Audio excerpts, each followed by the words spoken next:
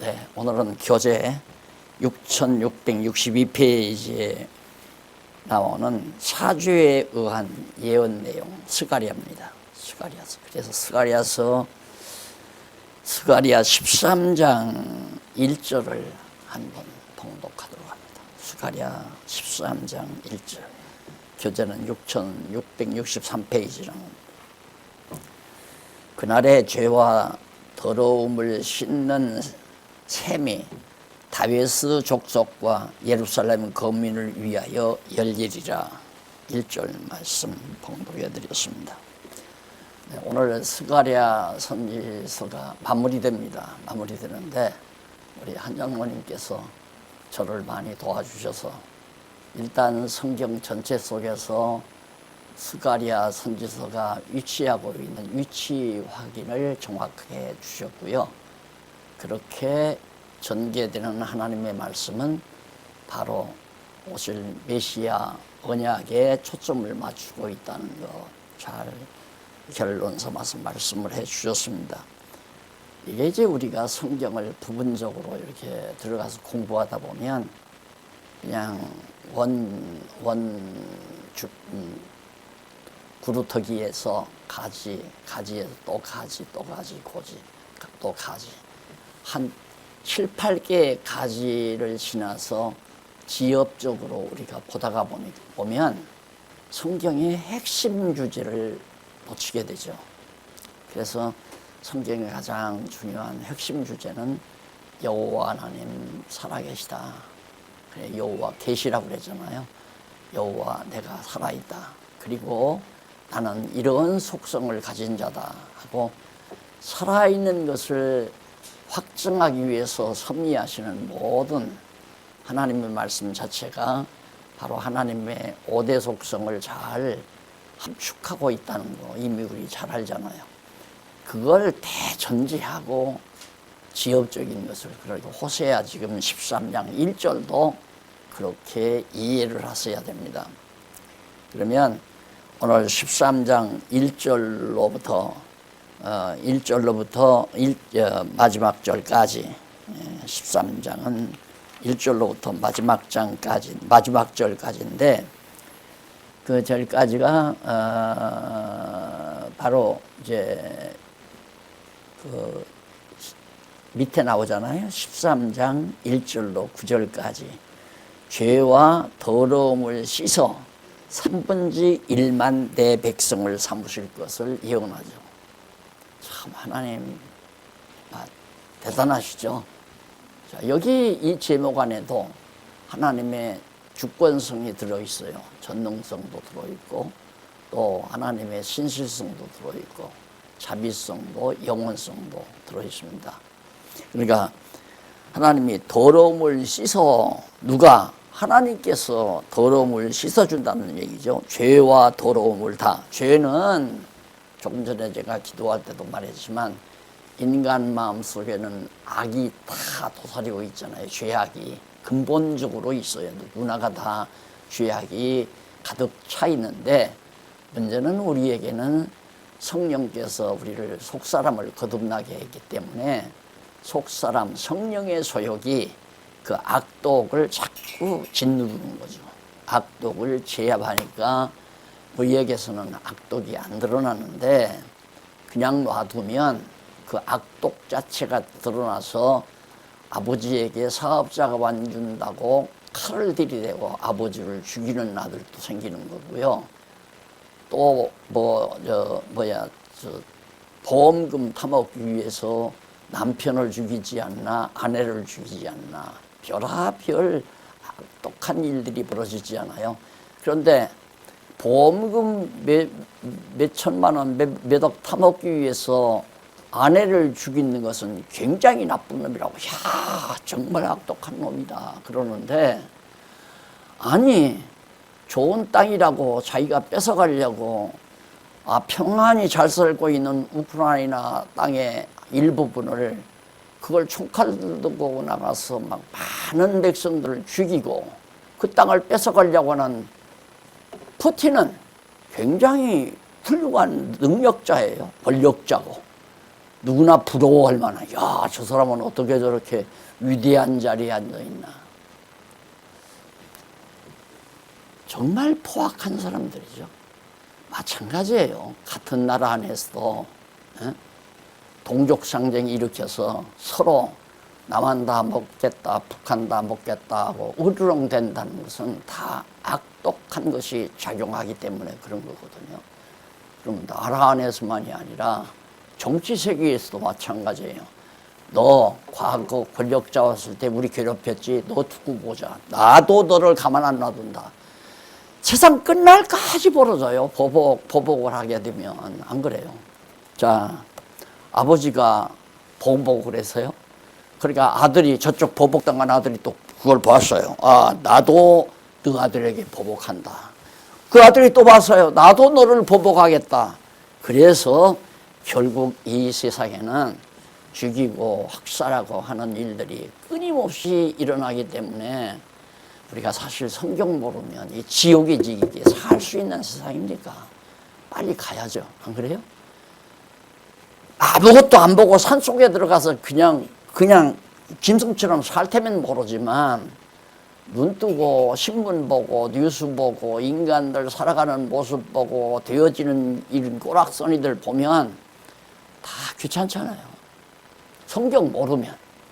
그러나 우리가 성경을 알고 그것이 모두가 다 하나님의 섭리 속에서 이루어지는 일인데 그 하나님의 뜻을 우리가 알고 있기 때문에 좌절하지 아니하고 절망하지 아니하고 당당하게 하나님의 선하신 뜻을 쫓아 살아가는 거거든요. 자, 여기도 지금 하나님께서 죄를 다 씻어버리면 되잖아요. 죄와 더러움. 더러움은 이제 범죄를 말하는 거죠. 범죄. 그 악독이 밖으로 드러나는 것. 사업자금 대주지 아니하는 아버지를 미워해서 칼을 가는 아들은 악독한 아들이에요. 악독이 있기 때문에 악독이 작용하는 거죠. 바울이 그래서 죄가 나를 죄 아래로 이끌어간다고 그러잖아요. 그러니까 죄가 악독이 나로 하여금 범죄하게 만드는 거란 말입니다. 그 결국은 아버지 칼로 질러서 살인하게 되면 그건 더러움이죠. 범죄. 그래서 잡아가지고 들어가잖아요. 그러니까 세상은 바울이 말하는 대로 의인은 한 사람 없습니다. 다 죄인이죠. 다 죄인이죠. 의인은 없나니 하나도 없다. 그러니까 세상 살이도 마찬가지예요. 정말 머리가 좋아서 치밀하게 절대 내 죄악이 발각되지 않도록 해먹으면 그것 영웅이에요. 그 영웅. 그러니까 지금 막 법에 불려가서 말 안 하잖아요. 죽어도 말 안 하고 증거가 안 나타나면 쇠고랑 안 차니까. 세상이 이렇게 사악하고 악독한 세상이기 때문에 그걸 지배하시는 하나님이 안 계시다면 누굴 믿고 우리가 마음에 안정을 갖고 정말 소망을 갖고 사람답게 선을 추구하며 살 수 있겠습니까? 안 되는 거죠. 그런데 여기 보니까 하나님께서 죄와 더러움을 하나님이 씻겠다 이거예요. 씻어내겠다. 그러면 유다 백성들도 바벨론으로서 돌아와서 그동안 헬라 제국 시대에 알렉산더를 비롯해서 북왕조 남왕조 그 신하들이 갈라져 가지고 계속해서 막 그 애굽과 그다음 유대 나라 이스라엘 가나안 족속 언저리 그리고 북쪽에 있는 터키와 그다음 마게도니아 지역들 그 지역을 전부 다 점령하고 살았는데 알렉산더가 죽은 다음에 남북으로 갈라지잖아요. 그래서 터키와 마게도니아 지역은 이제 북왕조가 북한 북쪽 세력이 되는 거고요. 애굽과 시리아 쪽, 남쪽, 가나안 쪽 언저리 그쪽은 남쪽 세력이 되는 거고요. 그리고 그 속에서 지금 남쪽 세력 속에서 지금 이스라엘 유다 백성들이 바벨론에서 돌아왔지만은 지금 고통을 겪고 있다 이 말입니다. 성전이 있는데도 성전 돌아와서 성전을 지었는데도 거기서 제사도 제대로 못 지내고. 왜? 여기 읽어보면요. 얼마나 타락을 했는지 선지자들이 난 선지자 아니다 이거예요. 위장을 해요.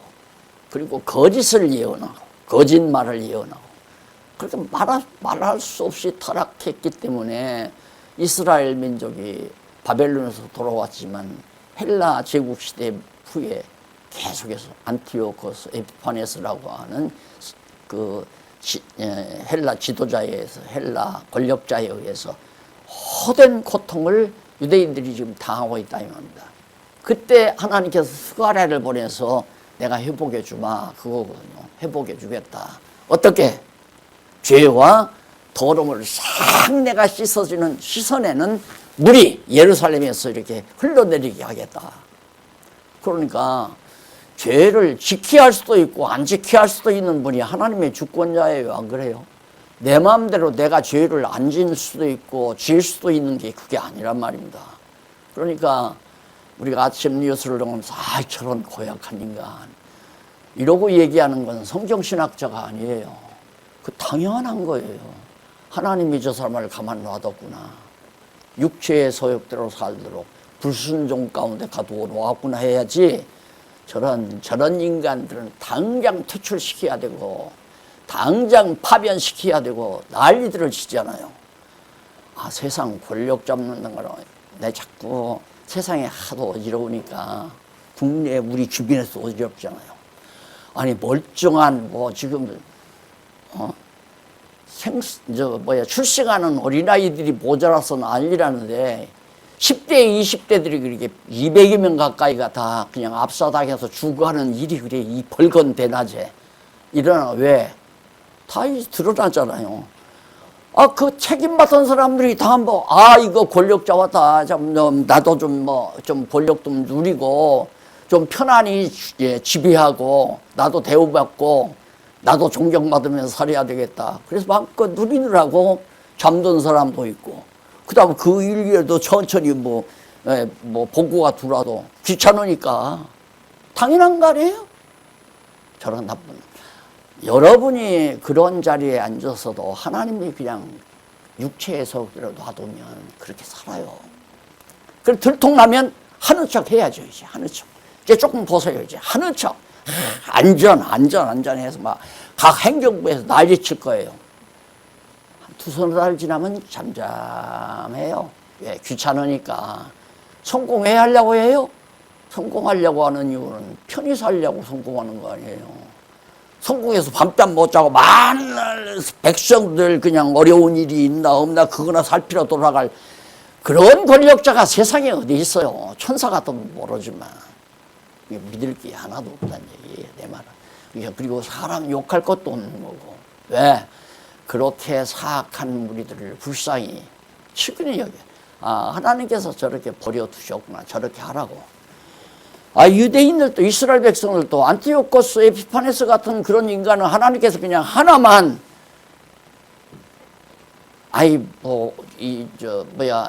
전염병 걸려서 죽게 만들면 끝나는 거 아니에요. 전염병 걸릴 것도 없이 그냥 벼락 때려서 끝나면 되잖아요. 근데 하나는 내버려 두잖아요.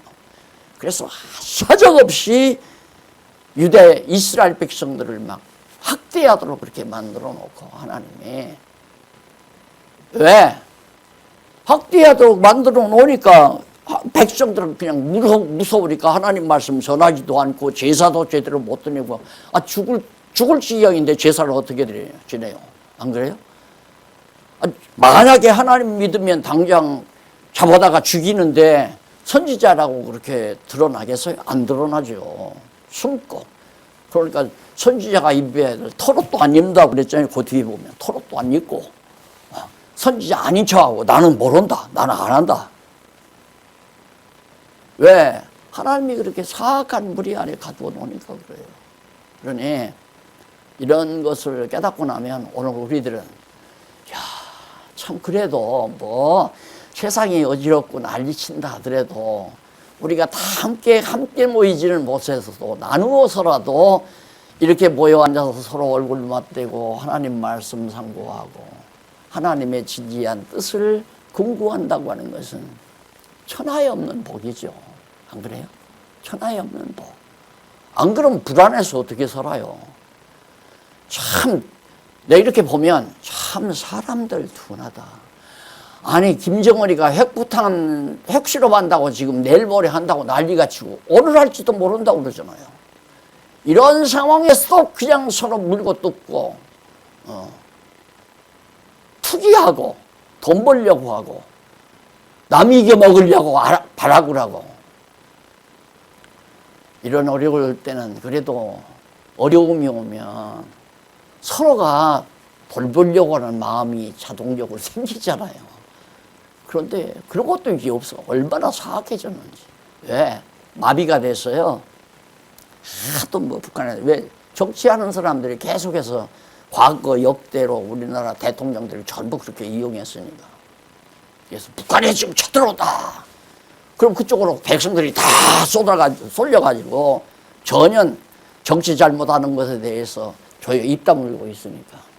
이 로마 시대는 북한 공산당이 없으니까 로마에는 그때는 어떻게 막 그 운동 경기장을 잘 졌잖아요. 다 보셨잖아요. 오래된 경기장. 거기가 뭔 곳이냐면 죄수들을 끌어다가 운동 경기장에 나오고 배고픈 사자들 가둬놨다가 문 열어놓잖아요.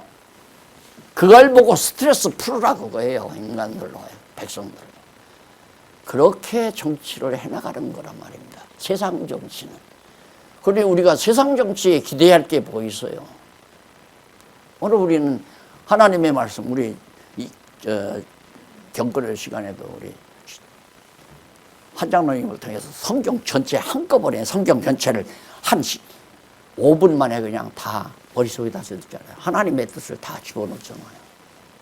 뭡니까? 하나님 살아계시다. 알았잖아요.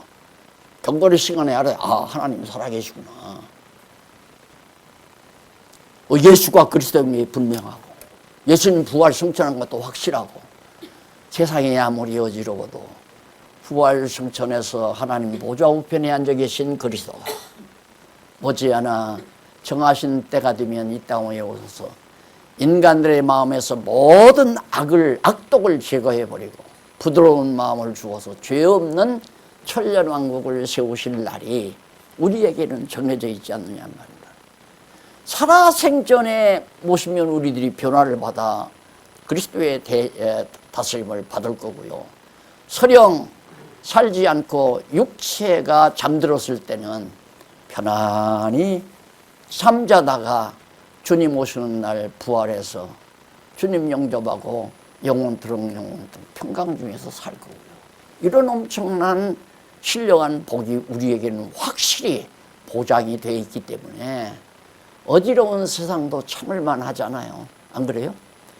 여행 떠나면 집 떠나면 고생이라는 거 다 알아요. 그래도 떠나요. 떠나서 정말 잠자리가 불편해도 그냥 기차역에서 살 수도 있고 안 그러면 어느 구석방에서 살 수도 있고. 왜? 집에 가면 푹신한 좋은 침대가 있는 내 집이 있으니까. 그런 생각 때문에 여행 떠나서 고생해도 고생인 줄 모르고 다니잖아요. 마찬가지로 우리는 이미 보장되어 있어요. 하나님께서 아름다운 거처를 다 마련해 놓고 우리 영접할 준비 다 해 놓으셨다 이 말입니다. 하나님이 이렇게 죄와 더러움을 씻어 그것도 3분의 1만 구원해도 하나님께 딱 정해 놓잖아요. 3명이면 1명만 구원하고 나머지는 다 버려버려야겠다. 하나님 절대 주권자예요. 하나님의 주권성 그리고 전능성 3분의 1은 다 멸해버리겠다. 그것도 이제 일단 예루살렘이 회복이 되면 막 이방인들도 그냥 몰려와요. 그 당시도 주변에서 몰려왔단 말이다. 그것이 이제 장차 예수님이 오시면 이방인들도 구원 얻을 것에 대한 한 모형이에요. 그런데 우선 여기서 조금 요즘 우리 박홍기 교수님 심화반 하잖아요. 시간 나시면 심화반에 들어가서 같이 공부하시면 될 거예요. 이런 게 예를 들어 심화반이에요. 우리가 여기서 회복 그러잖아요. 사죄에 의한 회복하면 보통 회복을 어떻게 생각하냐면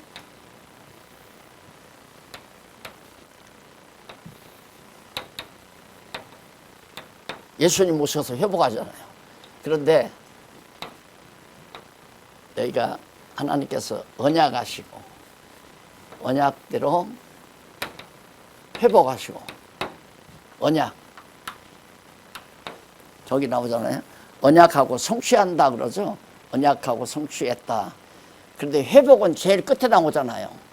상실은 저 에덴 동산이 상실이고 결국은 최종적인 이제 언약과 성취하면 하나님께서 이게 성취죠. 이게 언약하고 이게 하나님이 열조를 통해서 이스라엘 열조를 통해서 언약하시고 그 다음 회복해 주시잖아요. 선민국가가 회복된다. 다윗 이후로는 그 언약이 이루어지는 거거든요.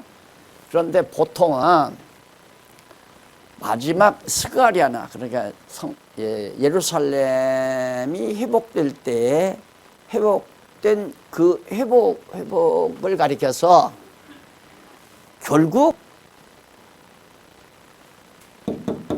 예수 그리스도가 오셔서 회복하는 이 회복하고 다르다고 말이에요. 그러니까 이 당시에도 선지자들이 예언하고 예언대로 또 회복이 되는 거거든요. 스가랴 선지자가 지금 예언한 게 이루어진 것은 성경에 없어요. 그게 이제 말라기 선지자가 예언한 다음에 한 400여 년 동안 아무 선지자도 없고 성경 기록도 없잖아요. 그러니까 이 회복 시대에 예언한 것은 반드시 이 400여 년 동안에 있는 중간사를 통해서 이루어져요. 그러면 예언대로 이루어졌다. 예언대로 이루어졌다. 언약에 근거한 예언대로 이루어졌다.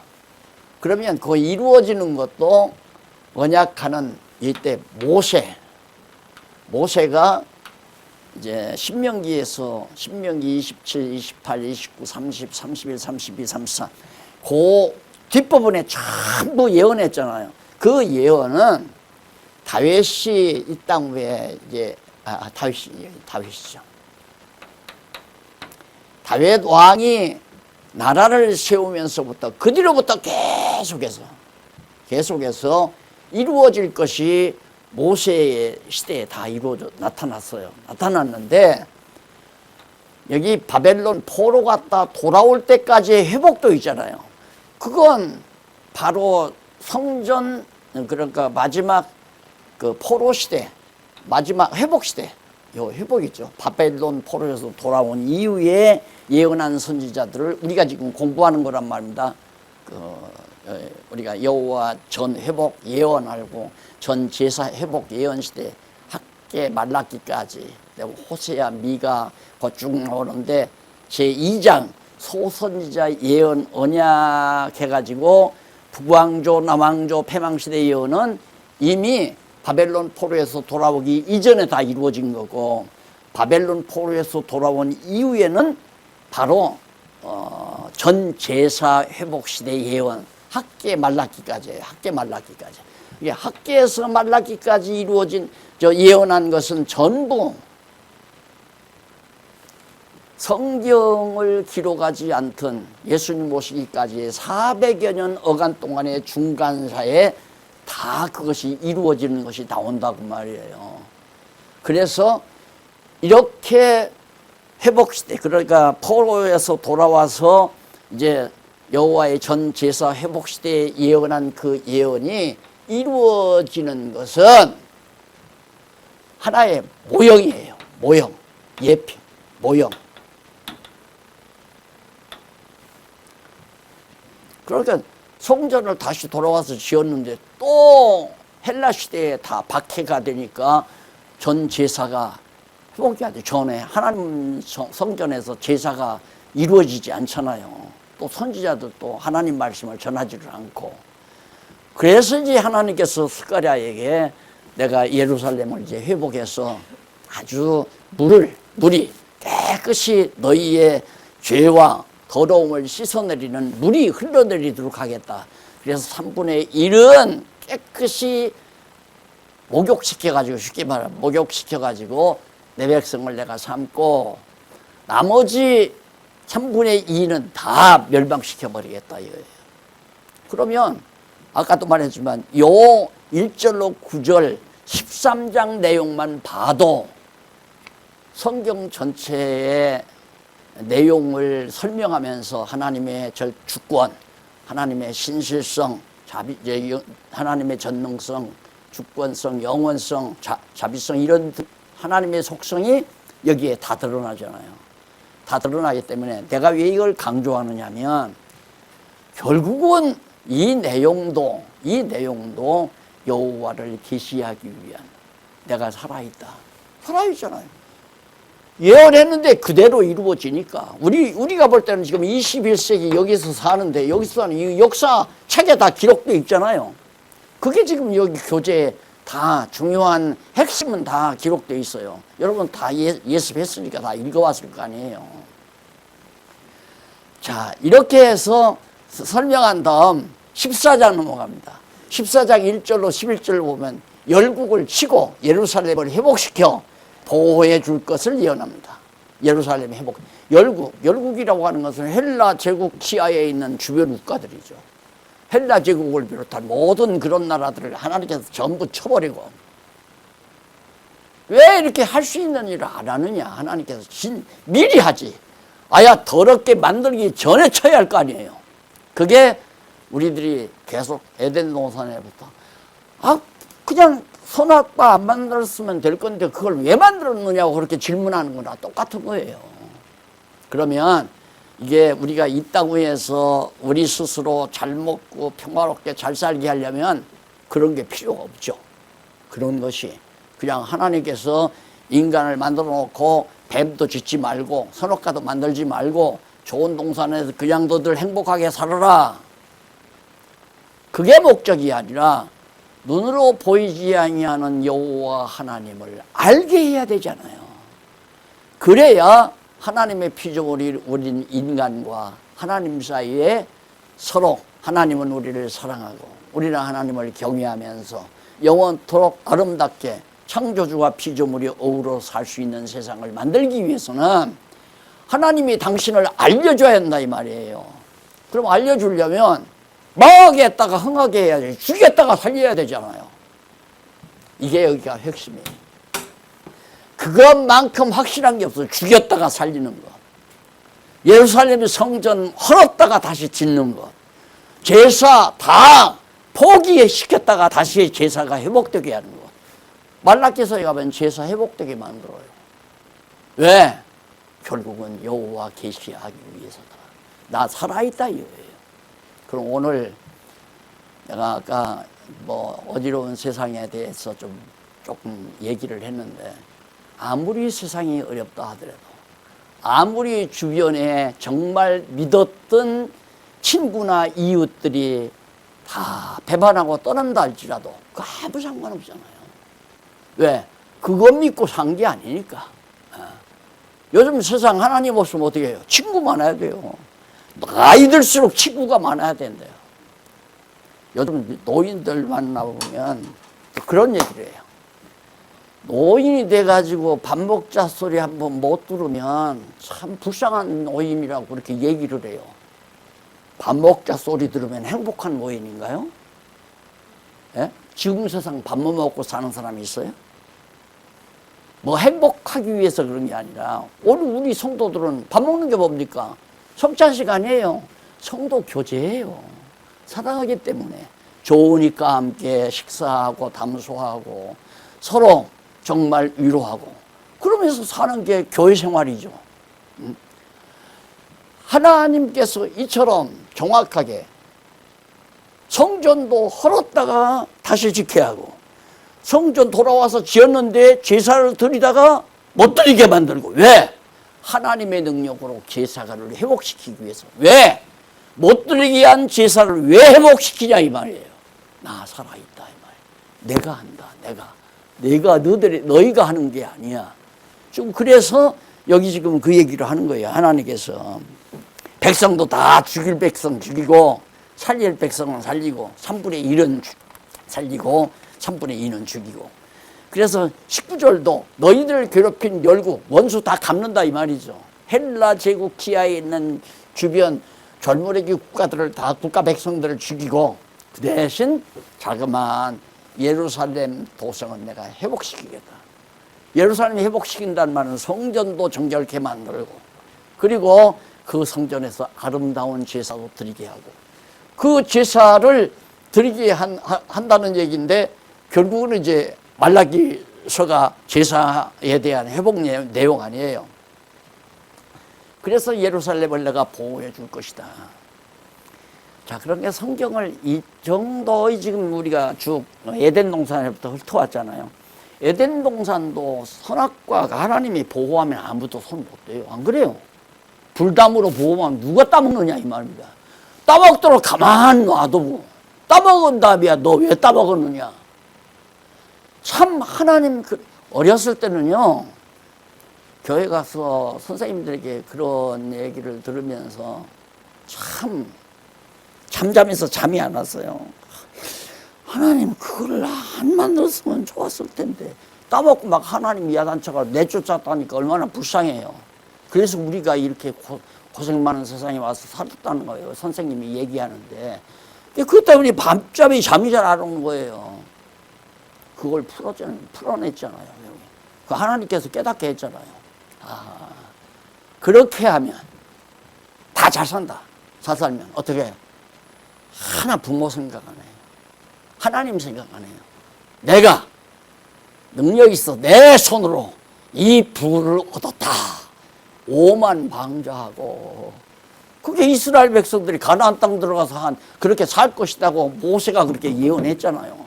너희들 가나안 땅 들어가서 살면 잘 먹고 잘 살 것이다. 왜? 하나님이 다 풍년도 들게 하고 대적도 침공하지 못하게 만드니까. 그럴 때에 내가 내 손으로 내 능력으로 이 부를 얻었다.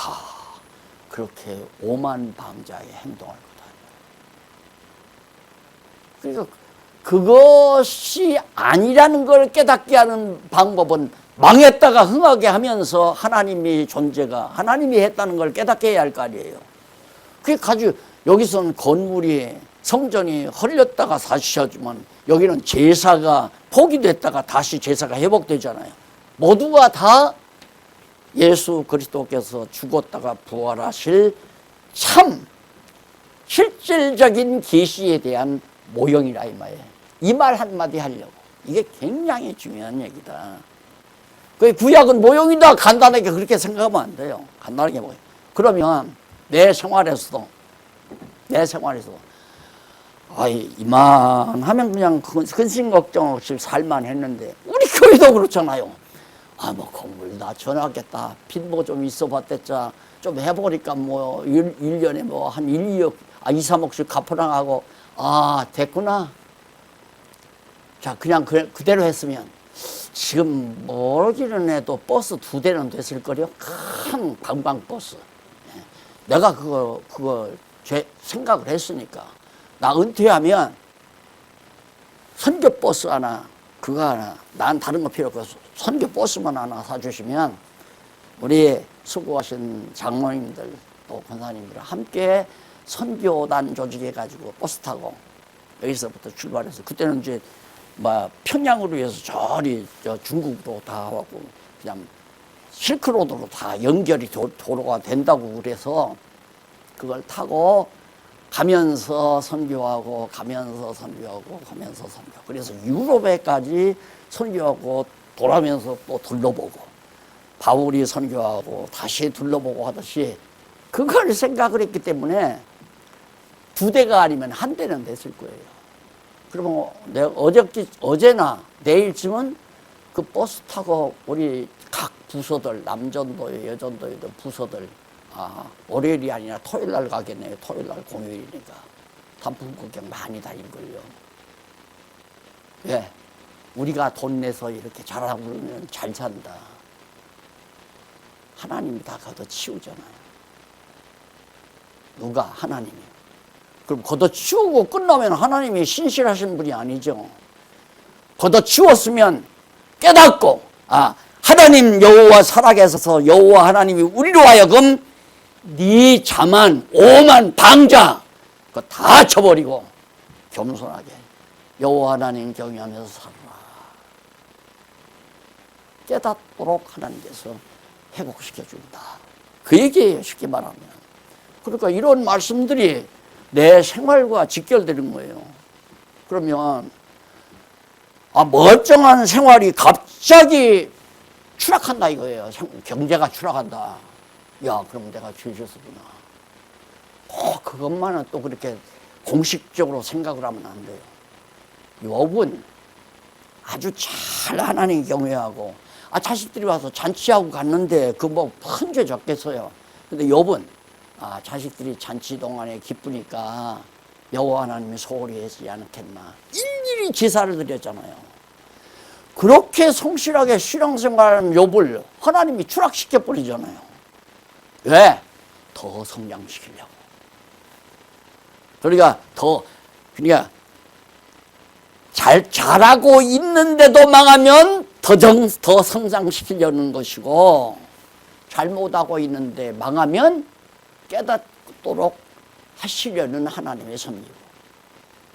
깨닫는 건 다른 거 없어요. 내가 살아서 내가 다 한다. 나 경외하라 이 말이에요. 간단히 말하면 그거 아니에요? 이 오늘 얘기 다 마찬가지죠. 12절로 21절도 대적을 치고 남은 자로 초막절을 지키게 할 것을 예언함. 그 초막절이 뭡니까? 초막절은 이스라엘 백성들이 애굽에서 나올 때 막 홍해바다 건너 나왔잖아요. 홍해바다를 건너서 이렇게 나왔는데 집이 없잖아요. 집이 거주할 집이. 그러니까 초막을 지었어요. 이렇게 초막들을. 그래서 그 초막을 짓고 살던 그날을 초막절로 지키라고 그랬어요. 왜? 잊어버리지 말라고. 잊어버리지 말라고. 왜 오늘 우리가 이렇게 공부하죠? 성경 공부하죠? 문제는 잊어버리는 게 문제야. 잊어버리지 말아야 되잖아요. 근데 이스라엘 백성들에게는 무슨 공부를 시켰기 때문에 잊어버리지 말라고 초막절을 짓나? 왜? 400년 동안 종살이 하나님이 시켰잖아요. 왜? 언약대로. 아브라함에게 언약한 대로 400년 동안 종살이 시킨 거란 말입니다. 그래서 종살이를 400년 하고 나니까 하나님께서 언약한 대로, 언약의 말씀대로 400년 끝나자마자 이스라엘 백성을 건져냈어요. 그 홍해바다 때문에 도저히 이제는 애굽 군대들에게 다 죽어갈 판인데 하나님께서 홍해바다 갈라서 탈출하게 만들고 죽지 않도록 하나님이 보호섰다 이 말입니다. 그래서 이제 초막절을 지었으니까 이 초막절을 지켜야 여호와 하나님, 어떤 여호와?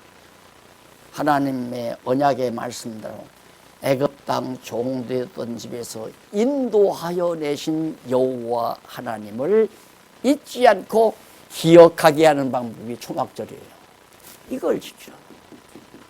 자, 그러면 이 초막절은 애굽의 역사도 되지만은 너희를 바벨론에서 70년 동안 다 포로민으로 살지 않았느냐. 난 약속대로 신실하게 너 70년 만에 내가 너희를 건져냈다.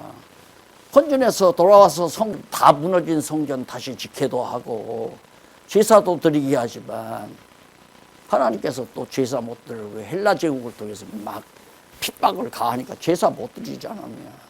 그런데 내가 제사 회복해 주겠다. 대적을 치고 남은 자로 초막절을 지킨다는 말은 이제는 하나님 앞에 모든 절기나 제사가 원활하게 진행되도록 하나님이 해 주시겠다는 얘기거든요. 자, 이런 것들이 모두가 다 모형이에요. 모형. 이것은 예수 그리스도께서 실제고 모형과 실제.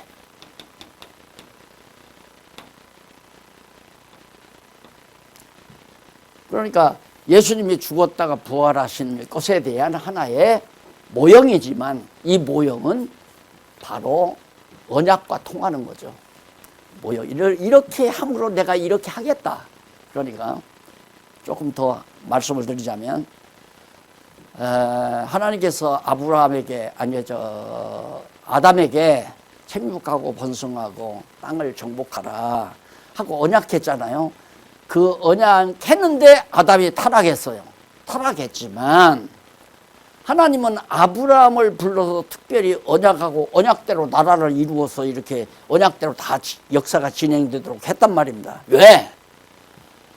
아담에게 내가 첫 아담에게 언약한 그 언약은 마지막 아담을 통해서 내가 반드시 이룬다는 확증을 뭘로 보여주냐면 바로 내가 아브라함에게 모형적으로 언약한 것을 언약대로 모형적으로 다 이루어주지 않았느냐. 그렇게 이루어 주듯이 내가 실제적으로 예수 그리스도 마지막 아담 예수 그리스도를 보내서 첫 아담과의 언약을 이루겠다 하는 것이 마지막 왕국 천년왕국이에요. 천년왕국 완전히 이루잖아요. 마지막 때. 그리고는 세상 종말을 심판한다 이 말입니다. 마지막 최후. 그러니까 우리가 지금 살고 있는 여기서 이미 성경은 확실하게 핵심 줄거리를 지금 다 아신 거예요. 그럼 알았으면 어떻게 해야 다르게 한 거냐? 다 천하만사 하나님이 하신다. 여호와 하나님이 살아계셔서 여호와 하나님이 망하게도 하고 흥하게도 하고 헐기도 하고 세우기도 하고 때리기도 하고 싸매기도 하고 앞에서 대선지서 다 공부했잖아요. 구약 지금 마지막 부분의 마무리가 잘 되죠. 우리 한장로님에게 또 그렇게 아이디어를 주어서 같이 해가지고 아마 다음 주일이면 말라기까지 다 끝나지 않겠나. 말라기 마지막 끝나면 뻔하죠. 예수님 보낸다 이제. 예수 앞서 세리요한이 온다. 광야에 외치는 소리가 올 거다. 그거 예언하고 끝나요. 말라기 선지자의 예언대로 예수님 앞에 세리요한이 나타나고 예수 그리스도가 오셨잖아요. 세상에 이렇게 맞을 수가 있어요? 요즘 이천에 한 주에 한 번씩 목요일마다 가잖아요. 거기서 강의를 하는데 거기 그 강의에 적극적인 후원자인 이사장 장로님이 날 만나더니 그래요. 목사님 참 재미있네요. 그래요. 참 재미있네요. 그러면서 강의 끝나니까 나한테 목사님 질문 하나 있대요. 뭐냐니까 목사에게 축복권이 있습니까? 라고 물어요. 그래서 제 양반이 많이 당했구나. 돈이 좀 있으신가 봐요. 사업을 좀 하는 것 같아요. 뭐 농촌에서 아마 양돈업을 하신다는 것 같아요. 양돈업을 하는데 돼지가 스트레스 받지 않도록 편안하게 잘 먹고 잘 살도록 그렇게 분위기를 만들어 길러가지고 그 돼지는 굉장히 비싸대요. 그래서 한번 좀 부탁할 때가 있으면 장로님 그 돼지 목살 좀 갖다 줄 수 없어요? 부탁을 해요. 비싸대요 그 돼지고기는. 그러다 보니까 돈이 엄청 잘 벌린다고 하더라고요. 그러니까 얼마나 목사님들이 뭐 축복해 준다고 하면서 축복권 주장하고 또 와서 돈도 뺏어가고 있겠어요. 제 양반이 한이 맺혔구나. 그래서 목사님들에게 옳게 좀 배워가지고 설교 옳게 바르게 하라고 지원을 해가지고 연구원을 운영하시는 것 같더라고요. 너무 쉽잖아요. 모르면 속아요. 그게 바울이 성경 공부해라. 성경 공부 안 하고 모르면 남을 속이고. 그러니까 목회자들이 남 속이는 건 나빠서 속이는 게 아니라 모르니까 성경을 모르니까 속이는 거죠. 그리고 속이는데 모르니까 속임을 당하고 속이기도 하고 속기도 하고 그게 지금까지 한국교회뿐만 아니라 세계교회가 그런 놈들이 그리고 여기 이제 막 거짓 선지자들이 막 나타나고 그러잖아요. 거짓 선지자들이. 제일 하나님께서 이제 교회를 망치게 하는 방법은 거짓 선지자들을 등장시키는 거예요. 그래서 나는 몇십 년 전부터 무슨 감람나무가 나타나고 무슨 그냥 통일왕국이라든가 통일교라든가 별것들이 나타나고 원파가 나타나고 또 신천지가 나타나고 하여튼 한국은 별나. 일본까지 가서 정계를 확 닫아 집어넣었잖아요. 예감을 했죠. 이렇게 거짓 선지자들이 등장하는 것은 바르게 하려고 하는 목사님들 자체도 확실한 게 없으니까 다 속아 넘어가니까 거짓 선지자가 등장할 거 아니에요. 하나님이 가만 놔두겠어요? 하나님의 한국교회를 사랑하면 헐어버리고 다시 지어야죠. 안 그래요? 하나님이 다시 우리가 짓는 것이 아니라 하나님이 다시 지켜야 하는 거죠. 안 믿어져요? 하나님 살아계시잖아요. 야, 진짜 예수가 오셔서 죽었다가 살아나신 거 보니까 구약의 언약대로 그대로 이루어졌구나. 왜? 여호와 하나님 살아계시니까. 그리고 그분이 주권자고 신실하시고 전능하시고 자비로우시며 영원하신 분이기 때문에 그거 믿어지면 이 역사 우리가 공부했으면 알 거 아니에요. 잘못된 교회는 헐어져야 된다. 모래 위에 지은 교회는 무너져야 된다. 왜? 하나님께서 반석 위에 지은 교회를 세우기 위해서. 그래서 예수를 그리스도로 믿는 자들은 그리스도를 반석으로 해서 성령 보내가지고 성령이 그리스도의 몸된 교회를 참 성전이죠. 짓는 것이 신약 성경 아니에요. 자, 이렇게 해서 오늘 제가 이제 말라기서가 남았지만 우리 한 장로님 강의를 이어서 제가 구약의 마무리 작업을 하면서 지금 신약으로 넘어갈 태세를 지금 갖추고 있습니다. 그런데 신약은 우리 박홍기 교수가 아주 구약도 잘했지만 신약 요즘 잘해 나가고 있잖아요. 아주 심야반이 아니라 심화 깊이 있는 반까지. 심화반에 들어가서 공부를 하시면 가리키는데도 남 가리킬 수 있는 열정이 나타나야 되거든요. 예. 신학교 가서 목사 안 수화돼야 성경 가리킨다. 같은 생각만 안 돼요. 누구라도 깊이 깨달으면 하나님께서 깨닫게 하셔서 들어야 될 자들을 몸에 붙여줘요. 붙여서 가르칠 수 있게 만들어요. 그러니까 지금까지 있는 교회 모든 체제나 이 내용 자체를 완전히 재정비하기 위해서 하나님께서 이렇게 세계 역사를 뒤바꿔 놓는 엄청난 사태가 일어날 수 있도록 이 어지러운 세상을 주신 거라고 생각하면서 오늘 아침도 일어나서 깊이 오늘 강의할 내용을 생각하면서 하나님 앞에 기도를 했습니다. 다시 한번 기도하십시다. 하나님 아버지, 아무리 파도가 치고 아무리 불바다가 이루어져도 불구덩이 속에서도 사자굴 속에서도 여전히 여호와 하나님을 의지하며 살던 다니엘 시대의 선지자들처럼 움직이거나 요동하지 말고 흔들리지 말고 살아계신 여호와 하나님만을 의지하고 평안을 지켜나가면서 주님의 몸된 교회를 교회로 견고하게 지어져 가도록 은총 베풀어 주시옵소서. 예수님 이름으로 기도드립니다. 아멘.